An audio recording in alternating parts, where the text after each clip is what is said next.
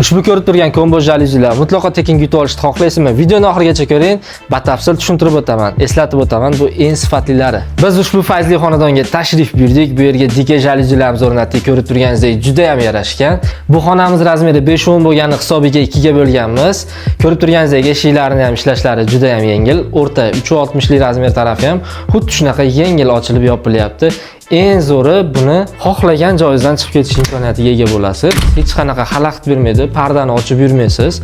Mana har bitta skladkalari alohida bo'ladi. Mana derazani ham ochishga qulay.